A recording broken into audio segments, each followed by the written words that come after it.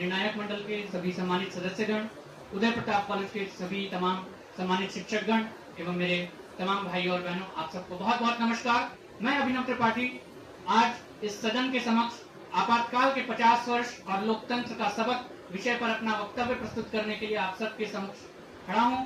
मैं अपने वक्तव्य की शुरुआत भारत के पूर्व प्रधानमंत्री भारत रत्न श्री अटल बिहारी वाजपेयी के एक वक्तव्य से करना चाहूंगा। अटल बिहारी वाजपेयी ने कहा था कि सत्ता का चरित्र एक सा होता है।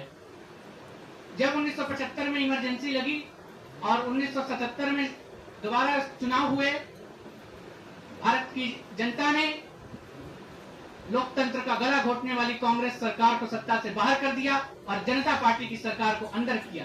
मगर लोकतंत्र बचाने के नाम पर जो जनता सरकार में आई थी, वही जनता सरकार के गृह मंत्रालय ने विद इन 1 मंथ एक लेटर लिखा 9 राज्यों के मुख्यमंत्रियों को, क्योंकि जिन राज्यों में कांग्रेस की सरकार थी, कि क्योंकि केंद्र से आप जा चुके हैं, इसीलिए अपने गवर्नर को ये आदेश करें कि आपके लेजिस्लेटिव असेंबली को डिसॉल्व कर दिया जाए। मैं एक पंक्ति में स्पष्ट कर दूं कि आपातकाल के 50 वर्षों के बाद भी भारत के लोकतंत्र ने आपातकाल के प्रकरण से कोई सबक नहीं लिया। आर्बिट्रेरीनेस, अनडेमोक्रेटिक नेचर तभी भी सरकारों का हिस्सा थे। माननीय लोकतंत्र 5 वर्षों में एक बार ईवीएम का बटन दबाने का नाम नहीं है। लोकतंत्र हमारे आपके दैनिक जीवन का एक विचार है, एक व्यवहार है। कॉन्स्टिट्यूशन, भले हमने आर्टिकल 352 में इमरजेंसी के एपिसोड के बाद कॉन्स्टिट्यूशन में कई सारे चेंजेस किए, भले ही हमने इमरजेंसी लगाने के लिए कैबिनेट की रिटर्न संस्तुति का प्रावधान किया, हमने इमरजेंसी एट फर्स्ट इंस्टेंस को भले ही 2 महीने से घटाकर 1 महीने कर दिया, भले ही इमरजेंसी आफ्टर रेटिफिकेशन को 6 महीने अनिश्चित काल से घटाकर 6 महीने कर दिया, मगर ये सारे परिवर्तन संवैधानिक थे, कानूनी थे। लोकतंत्र पे इसका कोई असर नहीं पड़ा। इसका साक्ष्य, इसका प्रमाण ये है कि भले ही इस आपातकाल के प्रकरण के बाद 352 का दोबारा इस्तेमाल नहीं हुआ, मगर आजाद भारत में 80 साल के लोकतांत्रिक इतिहास में 134 बार धारा 356 का दुरुपयोग करके न जाने कितनी ही लेजिस्लेटिव असेंबलीज को डिसॉल्व कराया गया। ये इस बात का प्रमाण है। इमरजेंसी के दौर में मीसा के कानूनों के तहत राजनेताओं को अंदर किया जाता था।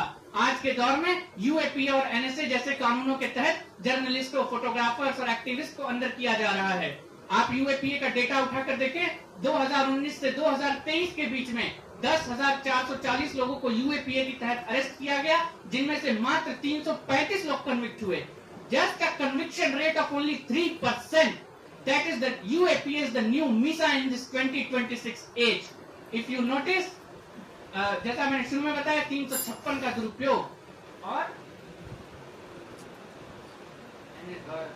एनएसए का दुरुपयोग। इलाहाबाद हाईकोर्ट ने 2021 में 120 एनएसए रिपोर्ट्स में से 94 को खारिज किया।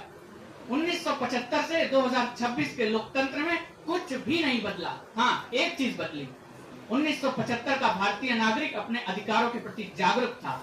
2026 का नागरिक मेरे विचार से उतना जागरूक नहीं है। हम खामोश हैं। देवभूमि उत्तराखंड में रेशियल डिस्क्रिमिनेशन के चलते जब एंजल चकमा मारा जाता है, हम खामोश हैं। बंगाल के चुनावों में जब हिंसा होती है, हम खामोश हैं।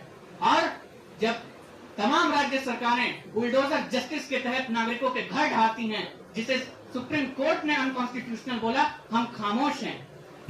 और अंत में मैं सदन को एक प्रश्न के साथ छोड़े जा रहा हूं। 1975 में जब इमरजेंसी लगी,